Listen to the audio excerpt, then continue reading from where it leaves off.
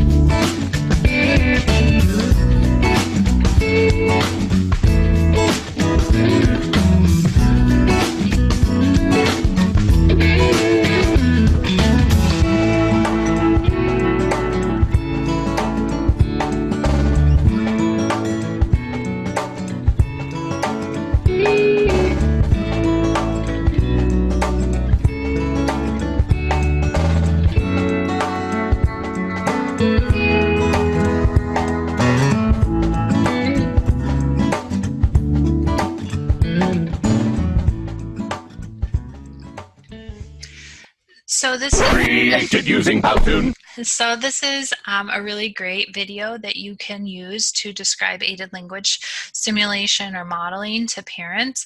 And I believe, don't quote me on this, but I believe it is also in Spanish as well. So if you have any bilingual families, that could be a really great resource for doing some of that parent coaching. We know that in order to, if we're in any of our bilingual classrooms in any of our districts, in order to teach Spanish, we're going to speak Spanish. In order to teach our DHH students to speak sign, we need to have sign language interpreters and teachers in order to teach them that. In order to teach AAC, we also have to speak AAC. This is critically important. We cannot just keep giving them verbal models of speech when they really need to see somebody using their language, their communication system. When our input is spoken language and the output is spoken language, we know that somebody's going to understand that. We're going to get confusion when we're just speaking and somebody is asked to then speak using aided language. Ideally, we're going to be using aided language and speaking, and our student with complex communication needs is then going to be able to also use aided language and possibly augment their verbal speech as well. Um, Kind of going back to some statistics again, aided language has been around for a long time, since the late 80s and early 90s. And we know that typically developing kids between birth and age 4 hear 26 million words. So think about all the verbal models that they're getting. But we know that students with complex communication needs have two very fundamental differences. One, that they are rarely seen anyone using their communication modality or their language, and they're participating much less in communication exchanges.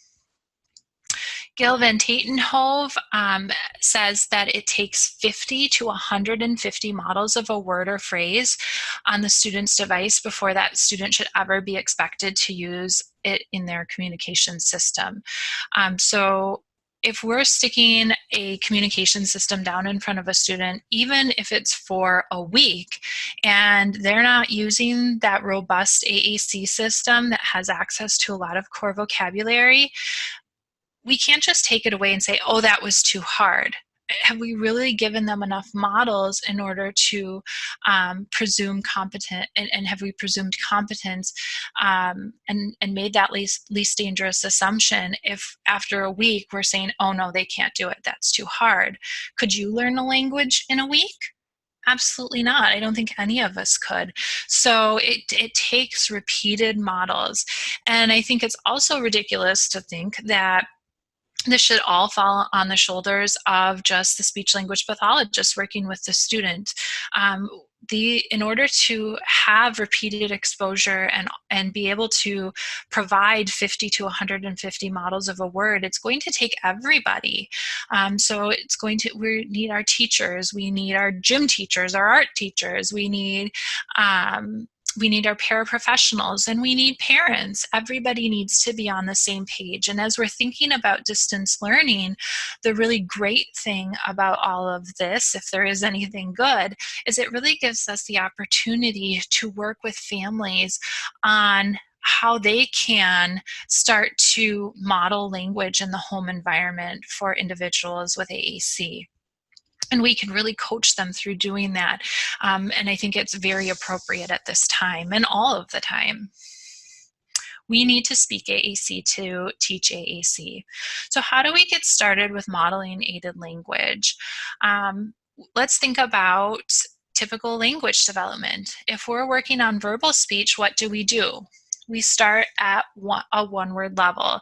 So when a student is about, or when a child's about a year old, we're expecting them to say one word. We might say cracker and hand them the cracker.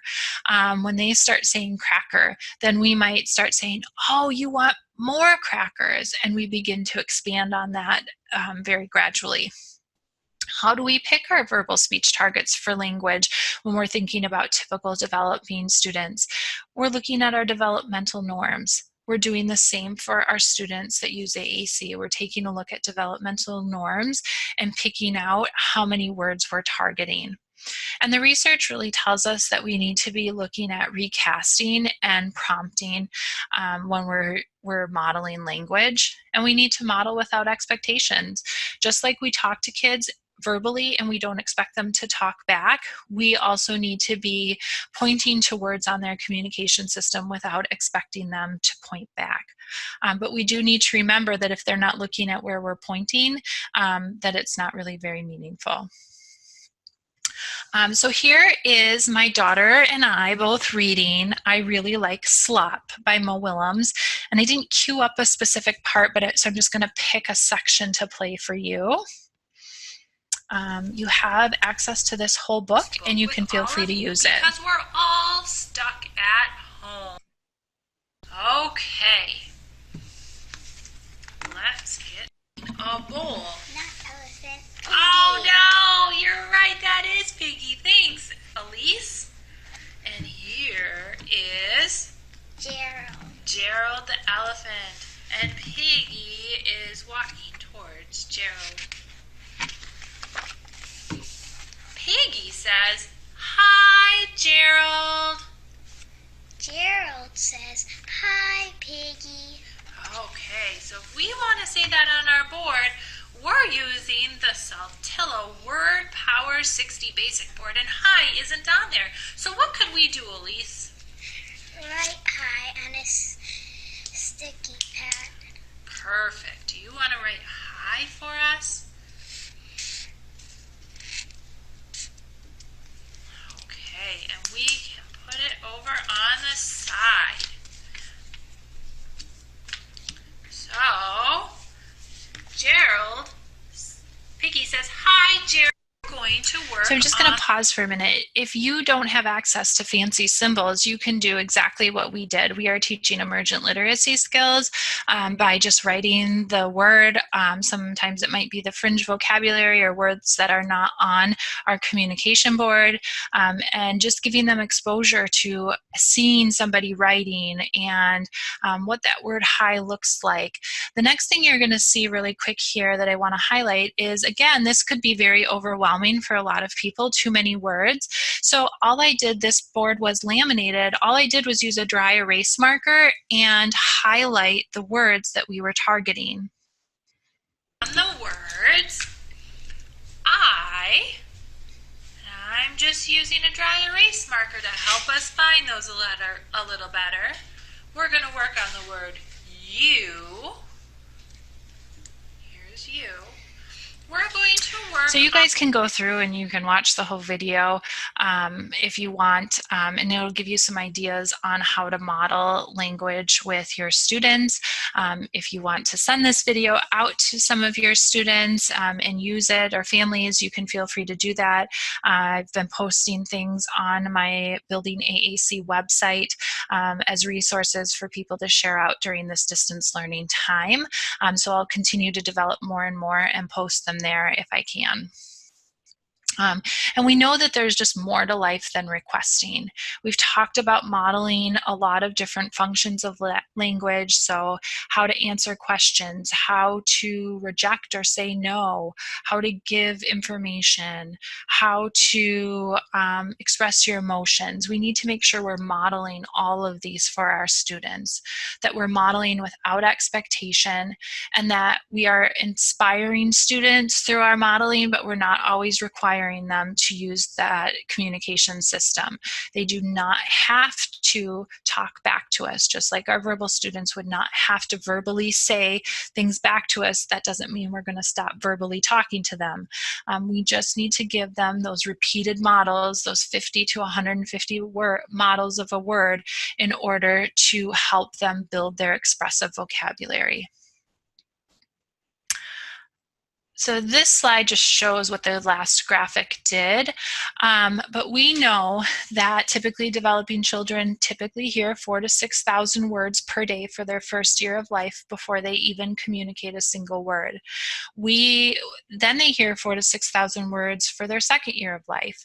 By 18 months, babies have heard 4,380 hours of spoken language, and we do not expect them to be fluent speakers.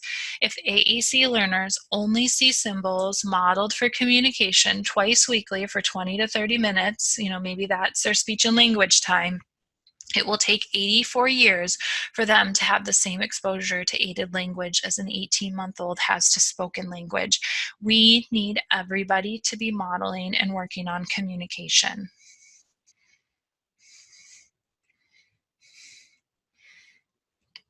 We need to make sure we're teaching the words, teaching the symbols, we're modeling the universal core throughout the school day, throughout the home day, and that we are building receptive understanding of these words. Again, they're very abstract, so we need to make sure that we're teaching them. We do not require continuous prompting and structured practice to learn language. Students can just learn these through meaningful opportunities to using them in their natural setting. Repetition with variety is key. We're running out of time, so I'm just very briefly going to go over this. If you look at this communication board, I want you to maybe put the sentence together. Where do you want to go? So find the symbols for where do you want to go.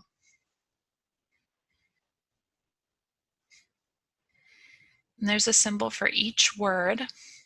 Where do you want to go. Hopefully what you've noticed is that this would be an example of if you couldn't read the symbols above the board. So if you don't have literacy skills, how difficult is it to understand the symbols on this board? Oftentimes I put up the Chinese board because most people don't know Chinese. This works the same way just by taking the symbols off. It really goes to show how abstract these symbols are and why we need to have that repeated exposure and why we need to teach the meaning of these symbols. And these symbols change across systems. So if you're modeling on a Pro Lakota Go board and your student is using a Lamp Words for Life app, you know, they're basically learning two different languages. So I often get the question, what should I do for students when I have multiple communication systems in my classroom? You should always make sure that you are spending some time at some point during the day also modeling those words on each one of their systems. You can take paras, you can use paraprofessionals, you can use small groups to maybe model. You can expose them to multiple symbol sets, but just make sure that you're also modeling those words on their communication systems. And remember, it's only a point if they see it. We should always be using a prompting hierarchy with students. I find that having a lot of steps in a prompting hierarchy is too hard. So what I do is I might ask them a question. That's their natural cue. I give them some expectant delay or wait time. I might be looking at their communication system, looking back at them, trying to use some of that unaided communication. I point to their system in general. I do not point to the exact word that I want them to see. I just give sort of a general sweep to where their system is. And if they aren't doing it, I'm not going to give hand-over-hand assistance. I'm not going to take their hand and point to, if I'm targeting the word stop, I'm not going to point right to the word stop. I'm just going to model that word, recast, and give them another opportunity to use it.